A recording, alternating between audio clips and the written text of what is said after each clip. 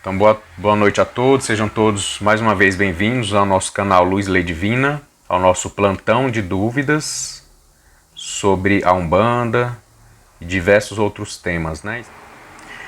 Então, a pergunta foi a seguinte: continuo com certa dificuldade em compreender a diferença entre o uso de fumo e bebida durante o trabalho magístico e o uso do fumo e bebida no dia a dia. Ou seja, qual a diferença, né? Eu compreendo que a fumaça é transmutadora e o álcool é responsável por uma limpeza profunda. Porém, por que em um caso é benéfico aos corpos sutis e no outro não? Como se dá essa diferença? Então vamos lá, vamos por parte. Primeiro princípio, que assim muitos médiuns umbandistas continuam negligenciando e se excusando. Quantidade. Qual é a diferença entre um veneno e um remédio? Quantidade. Então, assim, os nossos remédios alopáticos, toda a base dele é a droga. Tanto é que a gente não chama de farmácia, é drogaria. Porque eles têm muitos efeitos colaterais. Tá?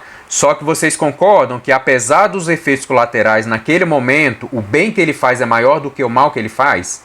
Então a gente trabalha com um pouco com essa ponderabilidade dentro de algumas especificidades que a Umbanda traz no trabalho ritualístico dela. E vamos lá digredindo cada vez mais essa ideia. O que acontece? Primeiro, quantidade. A gente vê muitos médiuns se perdendo. Porque vou trazer um exemplo aqui de que os Exus e as Pombagiras se utilizam muito, como eles se utilizam mais do álcool, né? Primeiramente, a gente tem que começar, sim, a desconstruir essa dependência desses elementos que são muito polêmicos na Umbanda, como o álcool e como o fumo. E eu vou trazer um exemplo muito claro para vocês. Tem muitos médiuns viciados que não aguentam ficar longe nem do fumo nem da bebida e se aproveitam desses momentos, entendeu? Para tirar vantagem. Como a gente não pode julgar nem medir até onde isso é, até onde não é, isso já é um princípio gravíssimo que os dirigentes têm que estar muito atento, muito atento. Mas aí o que acontece? A gente volta para a questão da quantidade. Por exemplo, um Exu ou uma Pombagira, ele poderia utilizar só o éter que foi firmado. Em alguns casos muito raros, esses Exus e essas Pombagiras poderiam utilizar, dar um gole nessa bebida, porque precisa trabalhar de uma forma mais interna no corpo do médium. Ele precisa botar esse éter liquefazido, por assim dizer, dentro da corrente sanguínea do médium para trabalhar melhor os miasmas, os fluidos deletérios, porque o éter ele limpa, ele serve para isso. É por isso que a gente usa álcool na asepsia. Então, assim, ele limpa as bactérias, os miasmas, os fluidos deletérios em nível mais denso ao entrar em contato com o corpo. Então aí a gente volta de novo para a parte da quantidade. Uma coisa é o médium dar um gole para que o espírito, magnetizando aquele líquido, ele trabalhe de físico no físico, diretamente. Físico no físico. Porque os nossos guias eles têm como ver certas peculiaridades. Vamos supor que o tempo que ele tenha para agir no corpo do médium não seja suficiente para trabalhar só com a parte etérica. O médium dá um gole e ele trabalha mais rapidamente. Entende? Então, assim, existe esse princípio. Aí a outra questão. Então, assim, a gente já começa a ponderar um pouquinho por que ele faz também mal quando é utilizado sem propósito espiritual. Por quê? Com propósito espiritual, a gente está assessorado e amparado pelo guia, que vai estar nos intuindo a quantidade, que vai estar nos dando o limite. Cabe a mim aceitar ou não. A maioria dos médiuns não estão aceitando esses limites. Chegam até se perder mesmo em ficar bêbado e tudo mais. Então vocês entendem? Esse limite que nem a gente tem sobre o nosso corpo, os nossos guias eles têm como visualizar isso. Então eles trabalham essa questão. No dia a dia, ninguém tem limite, muito pelo contrário. Por quê? Uma coisa é utilizar o fumo, que tem toda a parte etérica das ervas que são queimadas, são catalisados aqueles fluidos eterizados daquelas ervas e aquilo ali é dinamizado para limpar o ambiente e os nossos corpos físicos e perispiritual. o éter também. Tudo isso é feito pela alta magia da Umbanda, pelos nossos guias. Já a pessoa que faz o uso no dia a dia, o princípio dela não é espiritual, o propósito é vicioso, é de uma fuga, entendeu? Ou seja, ela está alimentando nela algo que faz mal e não algo que faz bem, como num trabalho espiritual, algo que vem para curar. Então, por exemplo, pegar um exemplo bem claro, pessoas que começam a utilizar de ansiolíticos, enfim, e alguns remédios para dormir e se viciam no remédio. Entende a diferença? Uma coisa é eu tomar com indicação médica, usar e me tratar para não depender daquilo para a vida inteira. Isso é o que a gente usa, o fumo e a bebida na Umbanda. Outra coisa é usar aquilo ali como uma fuga. Para eu não ter que lidar com a realidade, para eu não ter que lidar com os meus vícios, com as minhas fraquezas e com o que me faz mal. Entende? Então, assim, eu acho que já traz muitos contextos isso aí, né? Próxima pergunta aqui. O senhor poderia me explicar o trecho retirado do livro Missionários da Luz, que se encontra na página 73 do livro 3? Eu não compreendi nada desse trecho. Então vamos lá, eu vou ler o trecho.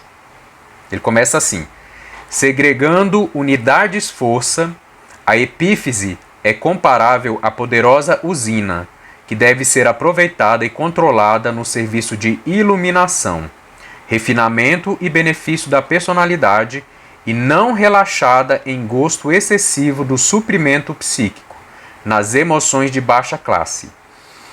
Refocilar-se no charco das sensações inferiores é retê-la nas correntes tóxicas dos desvarios de natureza animal. E, com o dispêndio excessivo de energias sutis, dificilmente consegue o homem levantar-se do mergulho terrível nas sombras, mergulho que se prolonga além da morte corporal. É, pois, indispensável cuidar atentamente da economia de forças no serviço honesto de desenvolvimento das faculdades superiores. Missionários da Luz, capítulo 2. Gente, olha só. Um parágrafo. Lembra que eu falei com vocês assim que eu admiro a capacidade de síntese dos espíritos mais evoluídos, né? Então, assim, Missionários da Luz traz, enfim, a participação de espírito de grande evolução, e eles têm a capacidade de, num parágrafo, daria pra gente escrever um outro livro, só nesse parágrafo, para explicar essa questão dessa usina de força, do papel dessas unidades de força, da epífase e tudo isso, né? Mas vamos começar de baixo para cima, quando ele fala aqui, ó, é indispensável cuidar atentamente da economia de força. Vocês já pararam para pensar quanto fluido vital, quanto tempo da nossa vida a gente despende, a gente gasta para criar sofrimento, para criar dor, para nos afundar em vícios, para nos alimentar mal, para pensar mal, para falar da vida dos outros. Então você imagina, nós estamos usando o nosso instrumento, que é canal da evolução do nosso espírito, da nossa centelha divina, e estamos usando toda a nossa energia em coisas ruins, que degradam o nosso próprio corpo vital. Então, assim, é por isso que vocês já perceberam, quando a gente fala muito mal, quando a gente critica muito alguém, quando a gente olha muito para o outro, a gente se sente desbastado, desgastado. É só para a gente ter noção do tanto que isso suga a nossa energia, porque quando a gente verbaliza, quando a gente pensa, a gente está vibrando, a gente está emitindo, a gente está abrindo mão da nossa vitalidade, porque aquilo que sai de mim, ele tem uma parte viva. E essa parte viva, ela tem que ser tirada de alguém. E ela é tirada de mim, dos meus órgãos vitais. Né? Porque nada vive, é do mesmo jeito quando uma mãe está grávida. Por que ela passa por todo esse processo hormonal? Por que os vasos sanguíneos de uma mãe grávida, eles se dilatam para que o fluxo do sangue aumente imensamente? Porque a quantidade de fluidos que a criança e a mãe precisam absorver, que vem do sangue, que é onde o prana foi sintetizado no nosso sangue, precisa ser exponencialmente aumentado. Então, ou seja, a partir do momento que eu me ligo a qualquer pessoa para falar mal dela, eu preciso dar um pouco da minha vida para isso. Né? Então a gente sente esse cansaço. Por isso que a gente tem que ter cuidado, orar e vigiar. Agora vocês pensem, né? Tem todo um processo aí de preparação, de desenvolvimento. Os médicos se perdem muito nisso, em crítica aos irmãos da corrente, crítica aos colegas da casa, aos consulentes, e não por acaso a gente sente muito cansaço de tudo isso. Diferentemente de quando a gente faz um trabalho com amor, com gratidão, porque quando a gente doa fluido benéfico, benevolente, enfim, de boa qualidade, a gente entra em conexão e a gente recebe os nossos próprios órgãos, eles começam a produzir mais desse mesmo fluido.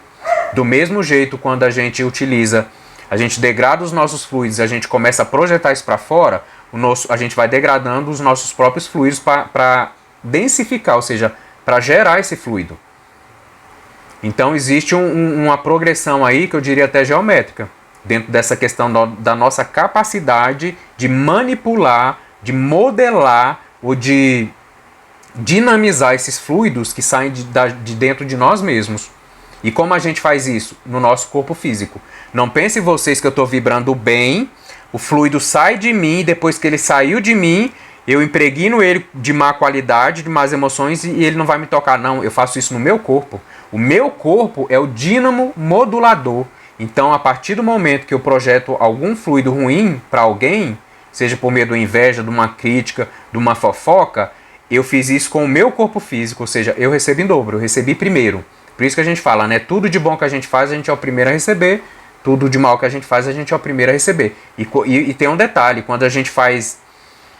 Tudo que a gente faz, a gente recebe obrigatoriamente, mas o outro não obrigatoriamente. Nem de bom, nem de mal.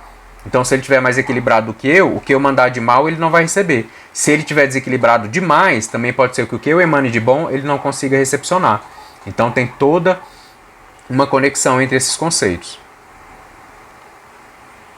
Então, vamos falar um pouquinho desse trecho aqui que fala assim, né? Segregando unidades força, a epífise é comparável à poderosa usina, que deve ser aproveitada e controlada no serviço de iluminação.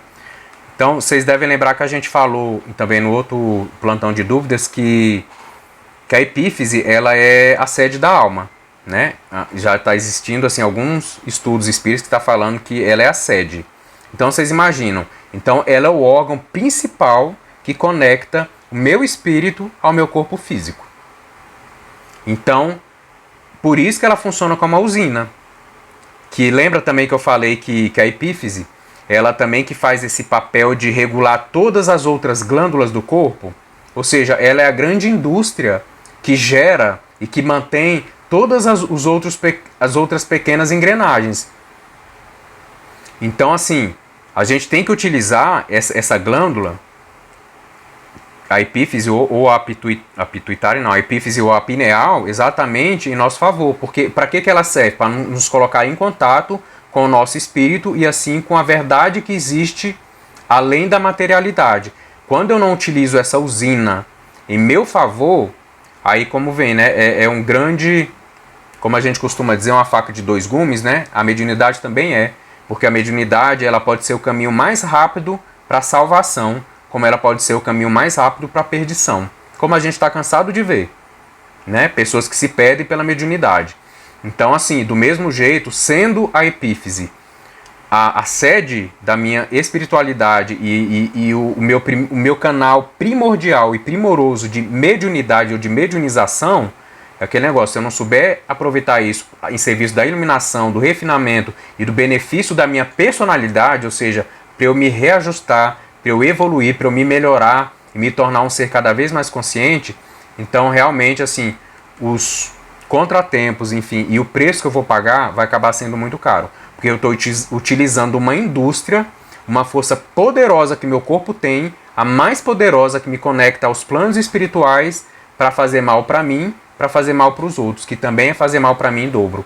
Então, assim, eu acho que isso traz muito a importância da epífise ou da pineal e também esse papel dela, essa conexão com a nossa mediunidade como fonte ou de regozijo, de reajuste, de evolução, ou então da perdição mais célere também, dependendo do que a gente faça com o uso desse organismo. Da mesma coisa a gente pode até pegar alguns exemplos dos outros órgãos que a gente usa, né?